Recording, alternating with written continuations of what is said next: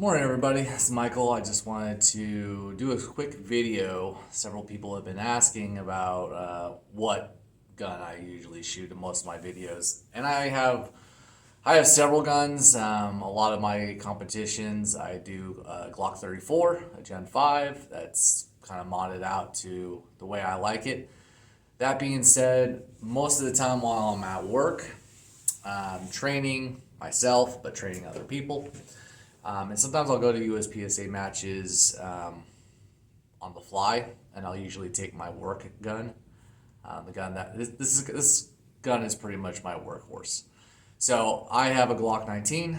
Most of my videos, that's what I'm shooting in it, and I've heavily modified it mostly because I'm trying to figure out what I like, and I'm testing equipment and trying to figure out what works best for me, but also testing out the products so I could possibly recommend them to other people or tell them not to. So in my journey, my first Glock was the Glock 19. And at this point, it's just basically a big giant Gucci Glock. And I'm just going to go through the parts and pieces. If you have any questions, leave a comment down below. So Gen 5 Glock 19 started off iron sighted. I changed the iron sights to a pigeon front sight. They're both blacked out. I had the slide milled by Scotty Robinson from 7X Armory here in Huntsville, Alabama. Did an amazing job, and this thing is wedged in there, and he upgraded the screws to the biggest screws that would actually fit through the holes on the housing of the holosun. Put a optics guard on here, which is included, so I have the shield up front. I shoot included most of the time. I went with the original barrel, which was totally fine. I wanted to try a muzzle brake or compensator, but I didn't want to spend a whole lot of money. This is just a Bear Creek Arsenal $40 threaded 1 in 16 twist, not a 1 in 10 barrel. Again, $40 because I wanted to try out this Blem Harrington comp, and that was like $50 at the time. I do have the V2, haven't used it yet, but I've been trying to wear through all the parts best I can, get the maximum life out of them. Surefire X300, just because, 4 ounces of weight, great light. I've done my own personal undercut. I also, when I was experimenting, I did my own thumb ledge, which I don't use, but I did it because I wanted to test all these things.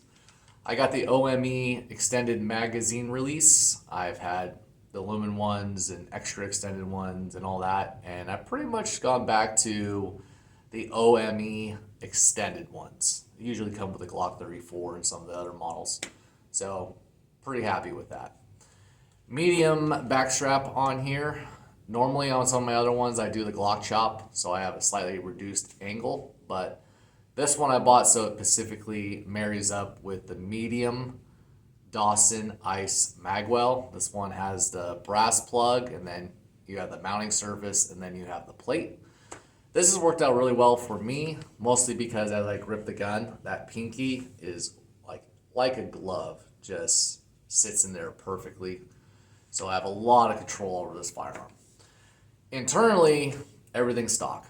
Didn't mess with anything. In fact, I had several guide rods that I've tried, and I end up just kind of going back to the stock guide rod.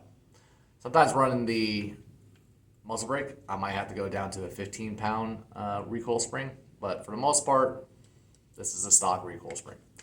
Glock performance trigger, I've tried some other setups, but basically just went to all stock, including the Glock performance trigger, since it is technically a stock item.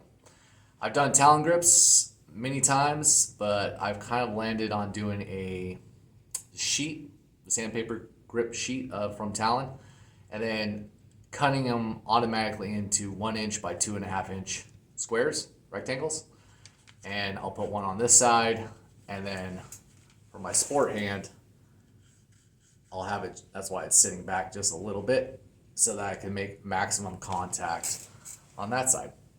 So that's it. Just a short video of kind of my everyday workhorse, and have a tier 1 holster for this. most of the time I'll actually conceal carry this in a tier 1, which is perfectly comfortable. Oh, and then the back plate, I don't know if you can see that, but got the Mandalorian mud horn showing my inner Star Wars nerd.